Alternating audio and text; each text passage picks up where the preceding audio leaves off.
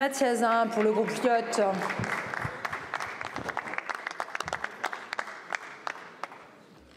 Merci Madame la Présidente. Ma question s'adresse au Premier ministre et j'y associe mon collègue Olivier Servat. Monsieur le Premier ministre, nul doute que des responsabilités seront à rechercher, mais aujourd'hui, il y a urgence.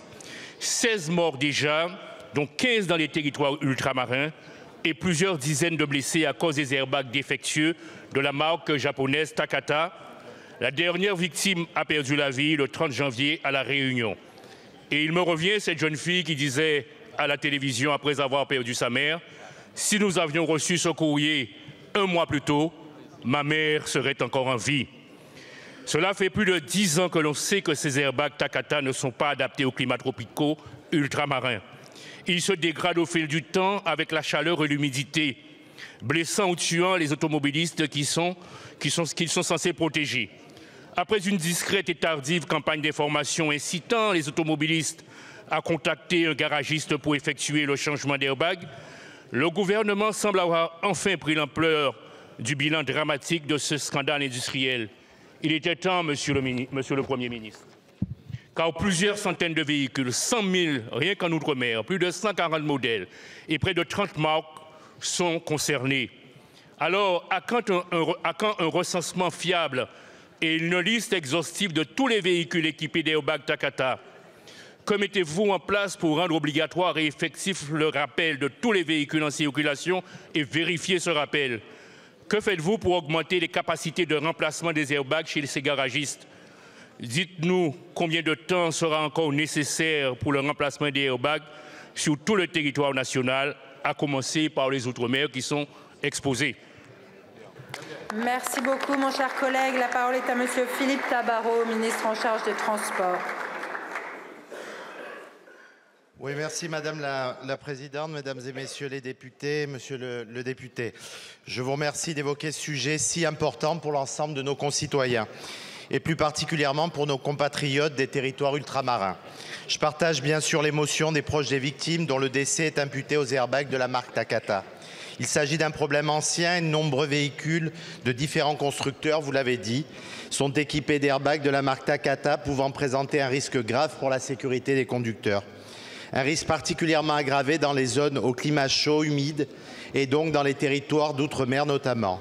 Il s'agit avant tout de la responsabilité des constructeurs, mais les services du ministère des Transports sont fortement mobilisés pour faire accélérer le rythme des remplacements par les constructeurs des airbags incriminés. Nous avons encore besoin de fortement communiquer sur le sujet en Outre-mer pour que chacun puisse faire remplacer les airbags dans les meilleurs délais. L'État a lancé une campagne de communication début janvier. Nous mobilisons les réseaux de contrôle technique, les stations-service, vous l'avez dit, les assureurs via les organisations professionnelles pour les relayer auprès des conducteurs. Nous avons besoin de vous, élus des territoires concernés, pour relayer le message. Je tiens à rappeler que la réparation est gratuite et rapide. Nos services ont demandé en décembre 24 à l'ensemble des constructeurs concernés en Outre-mer de rappeler avant le 15 février l'ensemble des véhicules qui ne feraient pas l'objet d'un rappel effectif et de mettre en place un stop drive. En France métropolitaine, le sujet est prégnant également, vous le savez. Stellantis notamment a lancé plusieurs mesures l'année dernière et en ce début d'année, après intervention de mon ministère. Mes services continuent à maintenir la pression sur l'ensemble des constructeurs concernés, afin de les obliger à prendre toutes les mesures nécessaires pour la sécurité de nos concitoyens. Il faut également faire en sorte qu'une telle situation ne puisse plus jamais se reproduire. C'est pour cela qu'une mission d'inspection voit le jour pour renforcer les prérogatives de nos services vis-à-vis des constructeurs.